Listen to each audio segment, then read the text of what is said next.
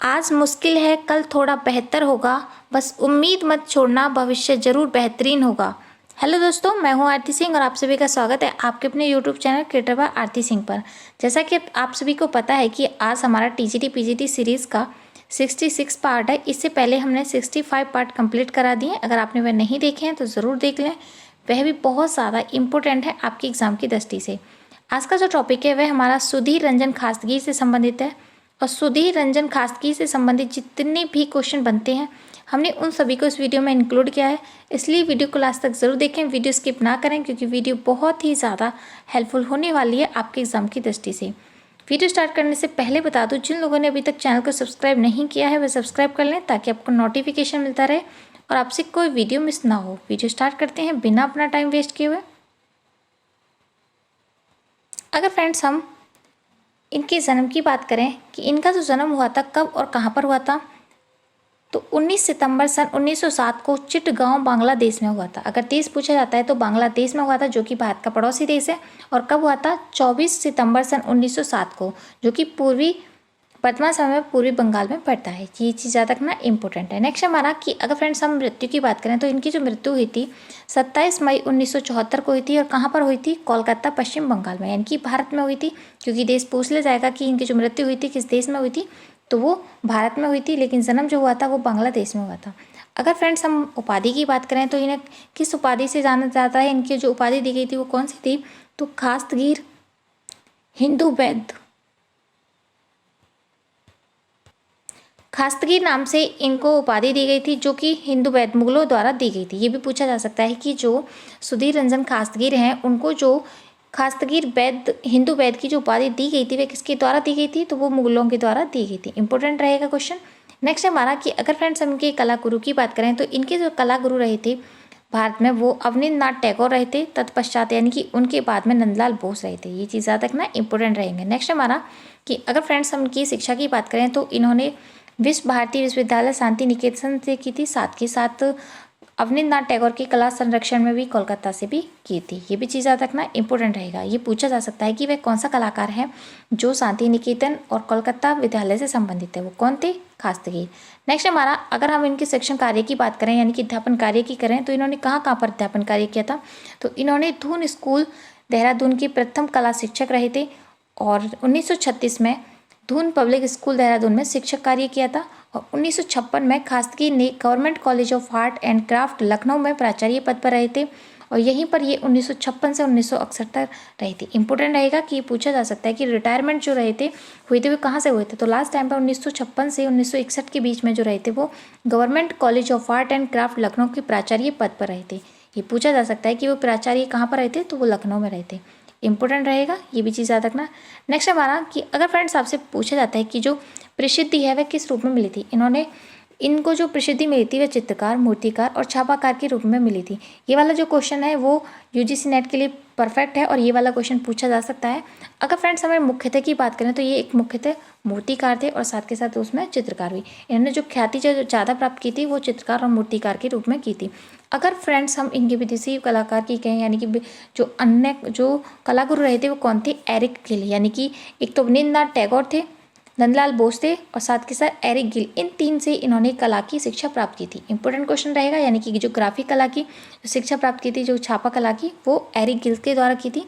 तो ये भी इंपॉर्टेंट रहेगा। नेक्स्ट देख लेते हैं। नेक्स्ट हमारा कि अगर फ्रेंड्स हम इनके माध्यम की बात करें कि इन्होंने किस माध्यम में कार्य किया था, तो उसमें माध्यम में कांस्य, सीमेंट, प्लास्टर, छापा चित्रण, तेल रंग, चारकोल, पेंसिल, स्केच, बॉस, टेम्परा, इन सभी माध्यम से इन्होंने चित्रांकन किया था, मूर्तियाँ बनाई थी। ये भी चीज़ याद रखना। और छापा चित्रण किया था।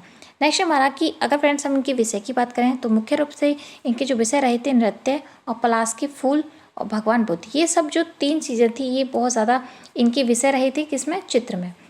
किसके? खास्तगीर के। ये भी चीज़ याद रखना। नेक्स्ट हमारा कि अगर हम इनकी रंग योजना की बात करें तो इनके रंगों की जो योजना थी वो कैसी थी? गहरे रंग का प्रयोग किया हुआ था। इनकी विशेष रंग योजना रही थी। ये चीज़ याद रखना। इन्होंने जो कलर्स का प्रयोग किया था वो डार्क कलर्स का बहुत ज़्यादा प्रयोग किया था। नेक्स्ट हमारा कि अगर हम इनके वक्तव्य की बात करें तो इनके द्वारा जो वक्तव्य बोला गया था वो क्या था कि आधुनिक कला को समझने के लिए हमें यूरोप की ओर देखने की आवश्यकता नहीं है। हम भारतीय हैं, हमारी परंपरा, हमारा ज्ञान और सभी उच्च कोटि का है।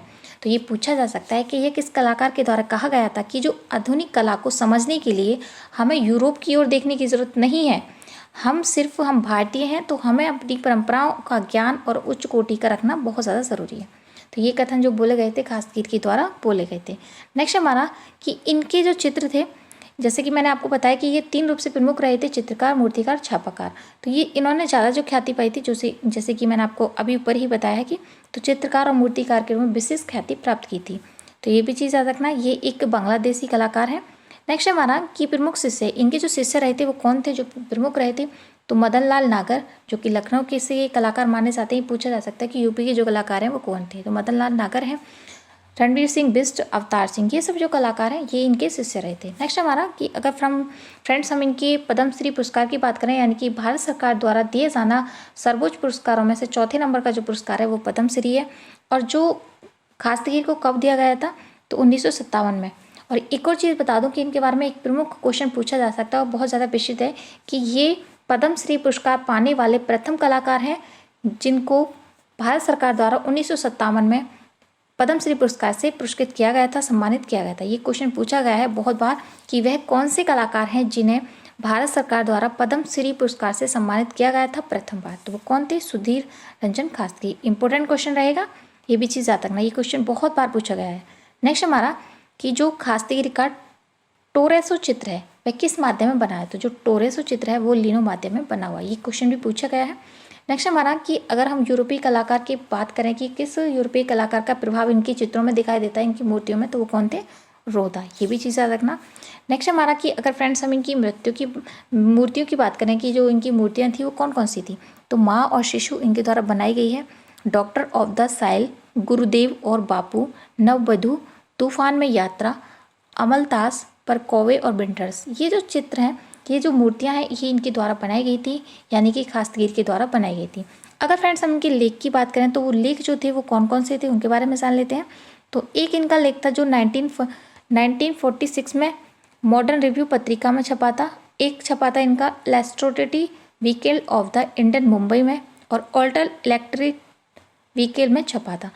पद्मश्री मैं आपको बता चुकी हूँ कि 1957 में मिला था, जो कि भारत सरकार द्वारा दिए जाना सर्वोच्च पुरस्कारों में से चौथे नंबर का पुरस्कार है, जो पहली बार सुधीर रंजन खासगीर को दिया गया था 1957 में। इंपॉर्टेंट क्वेश्चन रहेंगे यहाँ तक जितने भी मैंने क्वेश्चन बताए हैं। नेक्स्ट क्वेश्चन देख लेते हैं इनके बारे में, जो क्वेश्चन प्रीवियस पेपर में पूछे गए हैं, टीजीटी, पीजीटी, डीडीएसपी या फिर यूजीसी नेट, किसी भी एग्जाम्स में जो पूछे गए, जो हरियाणा हो या फिर झारखंड, किसी भी स्टेट के बारे में, तो उनके बारे में जान लेते हैं।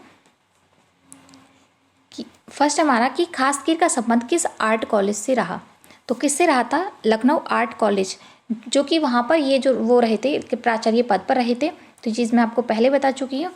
और सुधीर रंजन खासगीर के जो पिता थे सत्य रंजन, पेशे से क्या थे, यहाँ से दूसरा क्वेश्चन स्टार्ट हो जाता है।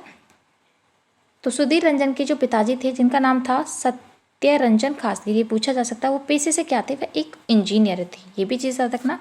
नेक्स्ट हमारा किस भारतीय कलाकार को लोक जीवन का कलाकार कहा जाता है, तो जो लोक जीवन का कलाकार कहा जाता है वो सुधीर रंजन खासगीर को जाना जाता है। या ये क्वेश्चन ये भी पूछा जा सकता है कि जो सुधीर रंजन खासगीर को वह किसके लिए जाना जाता है, लोक जीवन की कलाओं के लिए, लोक जीवन के कलाकार के रूप में। नेक्स्ट हमारा कि अगर फ्रेंड्स आपसे पूछा जाता है कि जो खासगीर चित्रकार के साथ साथ और क्या थे, अगर चित्रकार के साथ साथ पूछा जाता है वह एक कुशल मूर्तिकार भी थे।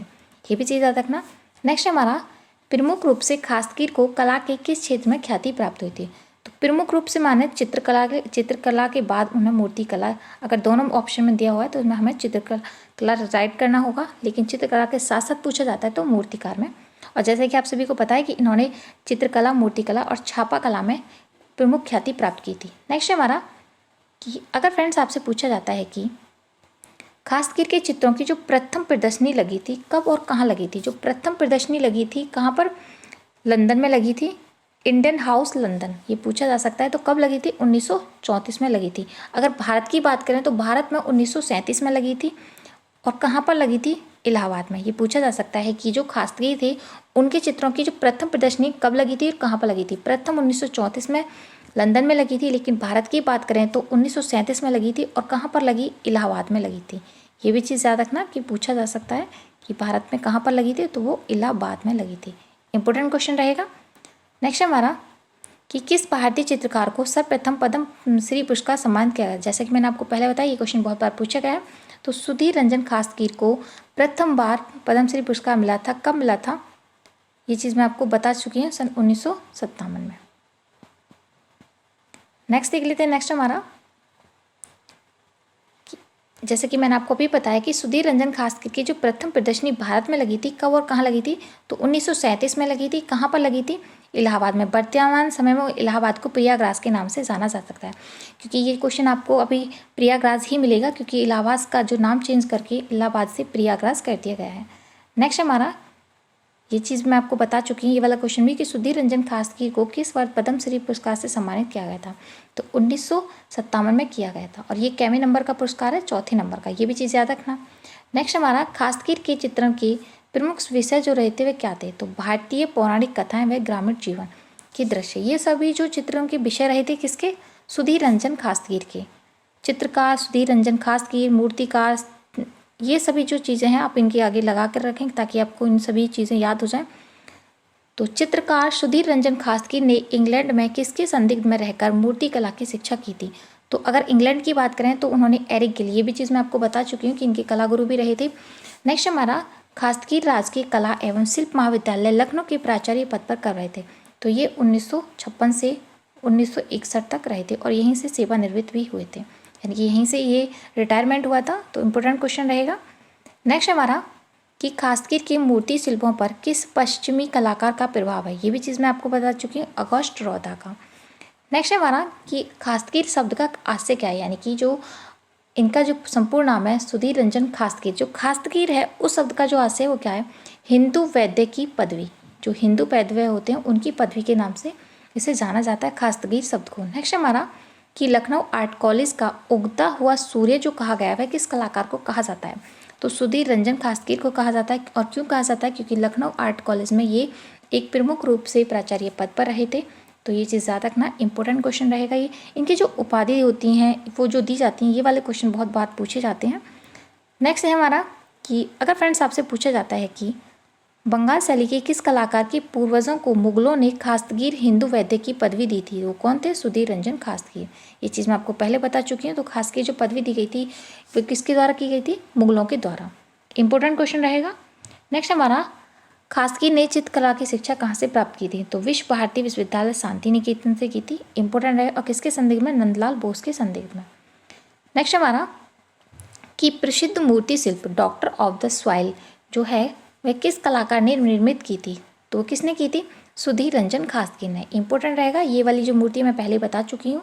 नेक्स्ट है, कि राजकीय कला एवं शिल्प महाविद्यालय लखनऊ में खासगीर की प्राचार्य बनने से पहले उस पद पर कौन थे। जैसे कि आप सभी को पता है कि जो खासगीर थे वो लखनऊ पर प्राचार्य रहे थे, लेकिन उनसे पहले जो रहे थे वो कौन थे, यानी कि जिस टाइम वो उस पद पर बैठे थे तो वो उससे पहले कौन थे, तो ललित मोहन सेन थे। इंपॉर्टेंट क्वेश्चन रहेगा। नेक्स्ट देख लेते हैं। नेक्स्ट हमारा, कि सन 1935 में धून स्कूल देहरादून के खुलने पर कौन सब प्रथम कला विभाग अध्यक्ष पर नियुक्त हुए थे, वो कौन थे, सुधीर रंजन खासगीर। ये भी इंपॉर्टेंट रहेगा। सन 1929 में विश्व भारती विश्वविद्यालय शांति निकेतन में चित्रकला डिप्लोमा किसके संदिग्ध में रहकर किया था, तो ये नंदलाल बोस के। ये भी इंपॉर्टेंट रहेगा, ये चीज़ मैं अभी आपको 2-3 बार बता चुकी हूँ। खासगीर ने कांस्य ढलाई विधा का जो प्रशिक्षण किया था वो कहाँ से किया था, वो इंग्लैंड से किया था। तो ये भी चीज़ याद रखना, इंपॉर्टेंट क्वेश्चन रहेगा। नेक्स्ट देख लेते हैं। नेक्स्ट हमारा, कि किस कलाकार के चित्रों में वान गॉग जैसी चित्रावली गतिशील तुलिकाओं घातों का प्रयोग होता है, तो वो कौन थे, सुधीर रंजन खासगीर। ये भी क्वेश्चन पूछा गया है। नेक्स्ट हमारा, सुधीर रंजन खासगीर का प्रसिद्ध मूर्ति शिल्प कौन सा रहा, महाकवि और विचारक। ये जो चित्र रहा ये प्रमुख रूप से रहा था। मैं आपको नॉन स्टॉप पढ़ाती हूँ और आपको ज़्यादा से ज़्यादा अच्छा कंटेंट प्रोवाइड करा पाती हूँ। ये चीज़ आप कमेंट बॉक्स में कमेंट करके ज़रूर बताएगा ताकि मुझे मोटिवेशन मिले। जितने व्यूज़ होते हैं उसके अकॉर्डिंग लाइक नहीं होते हैं, तो मुझे अगर आपको नहीं है पसंद तो आप मुझे डिसलाइक करके बताओगे, तो जिससे मैं अपने चेंजेस कर पाऊँ। तो आप जो चीज़ें हैं आप सटीक चीज़ें बताया करें ताकि मुझे कुछ मोटिवेशन के तौर पर उन चीज़ों को ऐड करने में और चेंज करने में सुविधा प्राप्त हो। लेकिन आप कुछ भी रेस्पॉन्स नहीं देते हो तो ऐसा अच्छा नहीं लगता है कि हमारे काम को कोई भी किसी चीज़ में भी डायरेक्शन नहीं मिल पाती है कि हम सही कर रहे हैं या गलत कर रहे हैं। अगर आपको सजेशन के अकॉर्डिंग जो चीज़ है आप ज़रूर बोला करें ताकि हम उस पर कार्य अच्छे से करा करें। नेक्स्ट देख लेते हैं। नेक्स्ट हमारा कि अगर फ्रेंड्स हम इनकी मृत्यु की बात करें तो इनकी जो मृत्यु हुई थी कब हुई थी? सन 1974 में। कहाँ पर हुई थी? कोलकाता में हुई थी। इंपॉर्टेंट क्वेश्चन रहेगा। नेक्स्ट हमारा कि हम इनकी प्रमुख चित्रों की बात करें तो इनके जो चित्र हैं बहुत ज़्यादा इंपॉर्टेंट है, तो उनको जान लेते हैं। पहला जो चित्र है टैगोर की मुखाकृति, ये पूछा जा सकता है किस माध्यम बना है? तेल रंग के। किसके द्वारा बनाया गया है? Sudhir Ranjan Khastgir. Mother and child, माता और जो बच्चा है, ये बहुत बार बहुत कलाकारों के द्वारा बनाया गया है। ये भी कागज़ पर जल रंग से बनाया गया है, लेकिन अलग अलग कलाकार के द्वारा अलग अलग माध्यम से। मदर एंड चाइल्ड इनके द्वारा दो बनाए गए, एक जल रंग से और एक तेल रंग से, और एक कागज़ पर बनाया गया, एक कैनवास पर। नेक्स्ट है मदर एंड चाइल्ड टेम्परा में भी बनाया गया है। मीराबाई कागज़ पर जल रंग से बनाया गया। सिस्टर्स ये कागज़ पर जल रंग से बनाया गया।